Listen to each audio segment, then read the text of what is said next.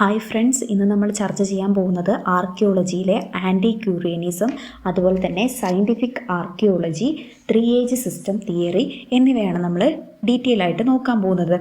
അതിൽ ഫസ്റ്റ് തന്നെ ആൻറ്റി ക്യൂറിയനിസത്തിനെ കുറിച്ച് പറയുകയാണ്. ആൻറ്റി ക്യൂറിയനിസം എന്ന് പറയുന്നത് പുരാതന വസ്തുക്കൾ, ശിലാലിഖിതങ്ങൾ, നാണയങ്ങൾ, ക്ഷേത്രങ്ങൾ, ശവകുടീരങ്ങൾ, ശില്പങ്ങൾ തുടങ്ങിയവ ശേഖരിക്കുകയും അവയെക്കുറിച്ച് വിവരണം നൽകുകയും ചെയ്യുന്ന ഒരു പഠന രീതിയാണ്. ഇത് ആധുനിക ആർക്കിയോളജി രൂപപ്പെടുന്നതിന് മുൻപുള്ള ഘട്ടമായിട്ടാണ് കണക്കാക്കപ്പെടുന്നത്.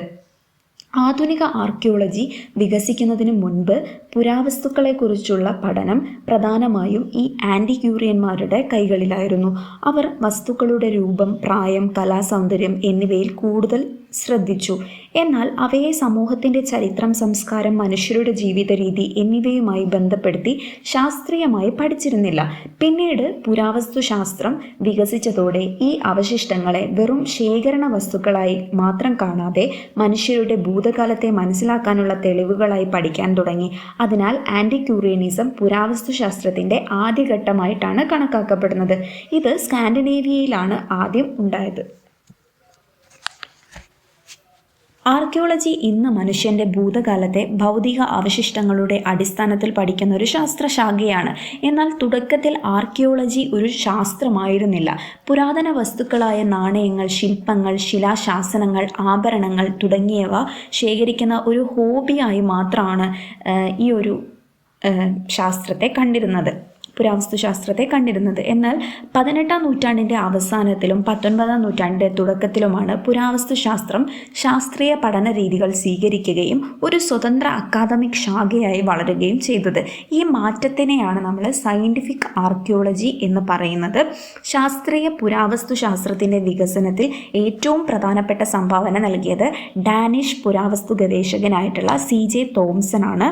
1836 അദ്ദേഹം അവതരിപ്പിച്ച 3 ഏജ് സിസ്റ്റം തിയറി മനുഷ്യൻ്റെ ചരിത്രാതീത കാലത്തെ കല്ലുകാലം, വെങ്കലകാലം, ഇരുമ്പുകാലം എന്നിങ്ങനെ 3 ഘട്ടങ്ങളായി വിഭജിച്ചു. പുരാവസ്തുക്കളെ കാലക്രമത്തിൽ ക്രമീകരിച്ച് ആദ്യത്തെ ശാസ്ത്രീയ ശ്രമമായിരുന്നു ഇത്.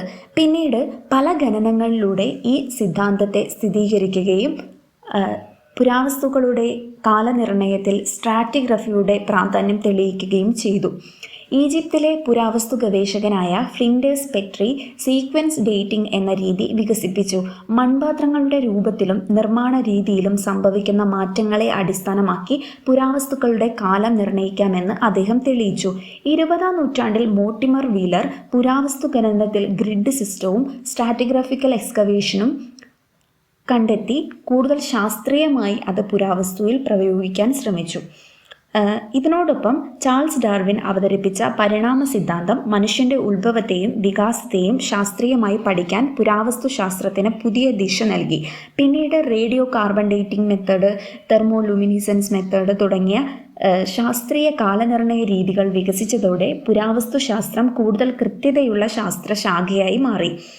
ഗോർഡൻ ചൈൽഡ്, ലൂയിസ് ബിൻഫോർഡ് തുടങ്ങിയ ഗവേഷകർ പുരാവസ്തുശാസ്ത്രത്തെ വെറും പുരാവസ്തുക്കളുടെ പഠനമായി മാത്രമല്ല മനുഷ്യ സമൂഹത്തിൻ്റെ സാംസ്കാരികവും സാമ്പത്തികവും സാമൂഹികവുമായിട്ടുള്ള മാറ്റങ്ങളെ വിശദീകരിക്കുന്ന ഒരു ശാസ്ത്രമായിട്ട് വികസിപ്പിച്ചു.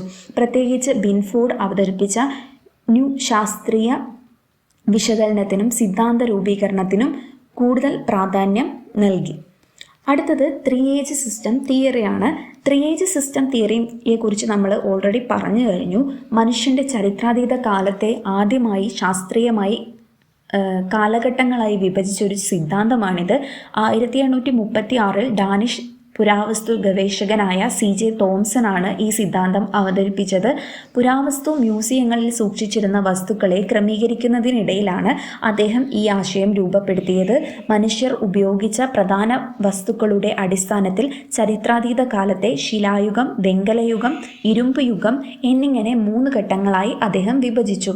ഇതിൽ പ്രകാരം ആദ്യഘട്ടമായ ശിലായുഗത്തിൽ മനുഷ്യർ കല്ലുകൊണ്ടുള്ള ഉപകരണമാണ് ഉപയോഗിച്ചത്.